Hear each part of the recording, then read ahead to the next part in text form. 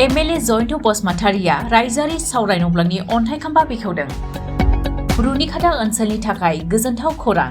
दिनै एमएलए जयन्त बसुमतारिया गावनि बियाबनि रुनिखाता गोजौसिन गेजेर फरायसालिनि साखाथिनि फोथाराव डिरेक्टर अफ ट्राइबेल एफेयार्स आसामनिफ्राय हरनाय 1 कौटि रांजों रायजोआरि सावरायनोब्लां लुनो अन्थाइ खाम्फा गायसननानै होयो। सावरायनोब्लां लुनो अन्थाइ खाम्फा गायसननानै बे सावरायनोब्लांनि गेजेरजों रुनिखाता गोजौसिन गेजेर फरायसालिनि आरो रुनिखाता ओनसोलनि रायजो राजाफोरा बायदि हाबाफारि खुंनायाव गोबां हेफाजाब मोननो हागोन होननानै एमएलए जयन्त बसुमतारिया फोरमायो।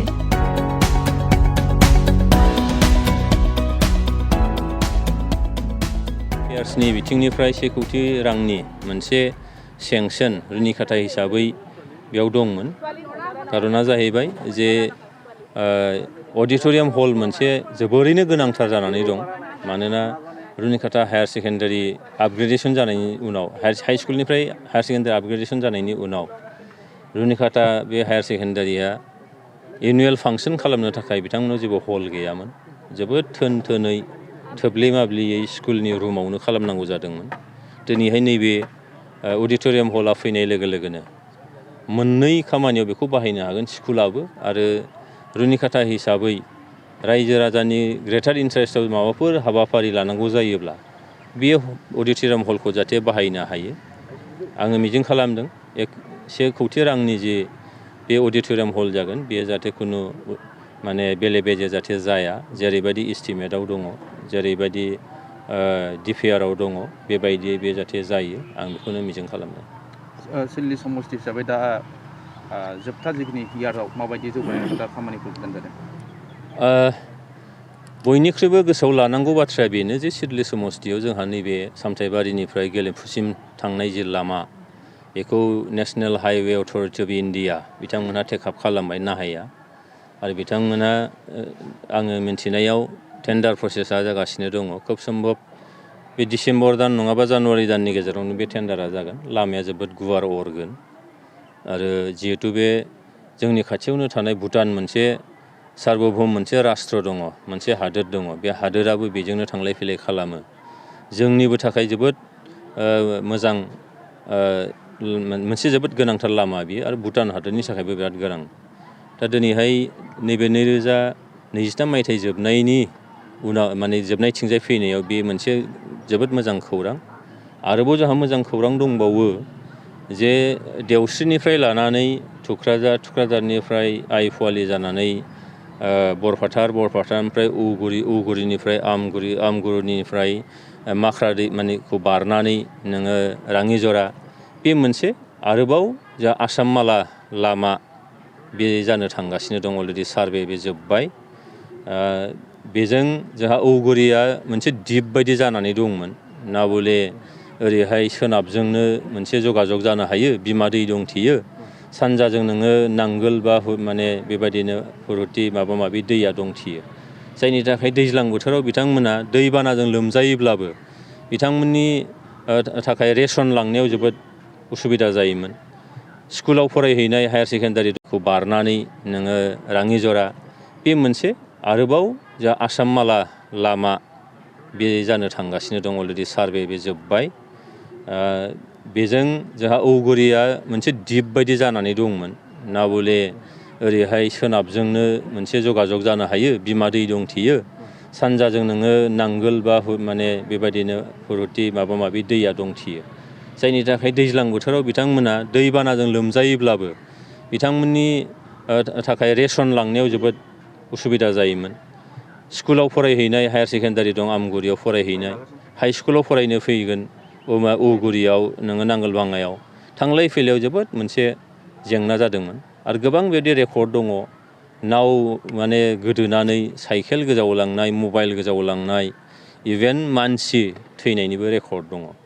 जोबोद माने गिख्रंथाव रोखोमै फरायसाफ्रा मालाबा सानस्रिनानै बारलांनानै फरायसालियाव थाङो।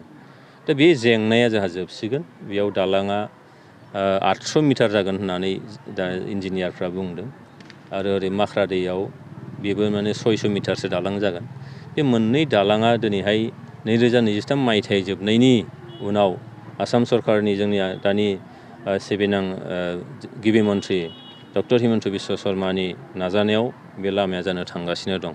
बेनि थाखाय आं जोबोद गोजोननाय मोन्दों दिनै बे फैबाय आरोबाव जोंहा मुख्यमन्त्रिनि उन्नत पक्की पद आसनि गोबां दङ बेबो जानो थांगासिनो दं मडेल अंगनबादि सेन्टारा दिनैहाय दासिमाव 47टा मडेल अंगनबादि सेन्टारखौ माखासेया जोब्बाय माखासेखौ लुबाय थानाय जादों आरोबाव बेसेबां समान एखे रोखोमनि बिबांनि आरोबाव साबमिट होनानै दङ इलेक्सन नोङो डिक्लेयार जानायनि सिगांनो कड अफ कन्डाक्ट फैनायनि सिगांनो बेफोर निस्सय जागोन बिनि उनाव आरोबाव सेन्ट्रेल गभर्नमेन्टनिफ्राय मोनसे स्किम लामा बे फैनो थांगासिनो दङ बेयाव गैयाब्लाबो 30-40 किल'मिटारसो लामा आरोबाव जों एडिशनेलि मोनबावनो हागोन ओंखायनो आथिखालनि जोंनि आसामनि chief minister doctor Himanta Biswa Sharma आरो जोंहा ओरैहाय बिटिआरआव दिनैहाय गुडउइलनि लामा गोबां लामा बेयाव सेंसन जाबाय बानायनो थांगासिनो दं जोङो बुंनो हायो जे फैबाय थानाय बिसायख'थि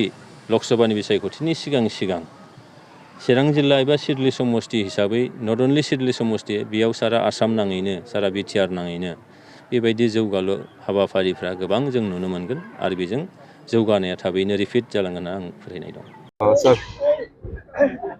बहुत दिনৰ পৰা আজি ৰুণিকাটা এৰিয়াত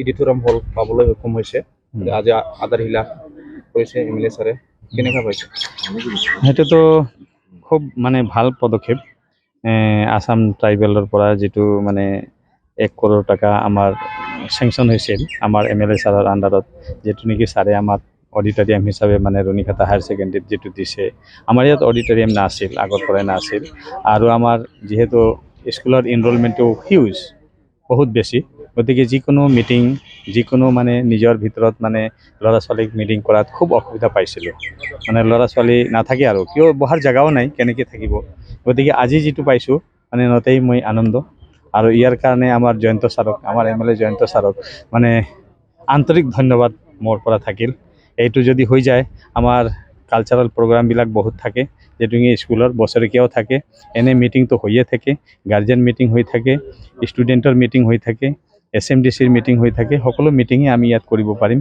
ইয়াৰ উপৰিও আমাৰ স্কুলখন আমাৰ এই এৰিয়াত মানে তেনেকুৱা কোনো ঠাই নাছিল যিকোনো ৰাইজৰ মিটিংৰ কাৰণে আমাৰ স্কুলটোৱে খুজে গতিকে আজি এইখিনি পাই আমি হেতু আনন্দিত হলো এই কাৰণেও যে এতিয়া মিটিং সেটিংৰ কাৰণে কিবা এটা যদি ৰাইজৰ পৰা খুজে আমাৰ স্কুলটো আমি ইনভলভ কৰিব দৰকাৰ নপৰে গতিকে ইয়াত আৰামছে তেওঁলোকে কৰিবও পাৰিব যেহেতু ৰাইজৰে স্কুল আৰু ৰাইজৰে অডিটৰিয়াম আৰু আমি কৰ্মচাৰী ৰাইজৰে ল'ৰা ছোৱালীক লৈ ৰাইজৰে ল'ৰা ছোৱালীৰ ফিউচাৰক লৈ আমি কাম কৰি থাকোঁ গতিকে খুবেই আনন্দ ইয়াতকৈ আনন্দৰ আৰু কথা নাই খুবেই আনন্দ পাইছোঁ এতিয়া মানে নেক্সট পৰ্যায়ত আৰু আমাৰ বিল্ডিঙৰ কিবা আছে সেইটো যদি মানে ভালে যদি হৈ যায় আৰু বেছিকৈ আনন্দিত হ'ম যেহেতু আমাৰ বিল্ডিঙৰ কোনো ইয়াত ব্যৱস্থা নাই সেইটো চৰকাৰৰ পৰা অলপখিনি পাইছোঁ আৰু ছাৰে আজি যেটো আমাক এনাউন্স কৰিল 6 কৰোৰ টকা আহিব তেতিয়া 6 কৰোৰ টকা হ'লে আমাৰ অফিস বিল্ডিংটো আমি ভাল কৰিব পাৰিম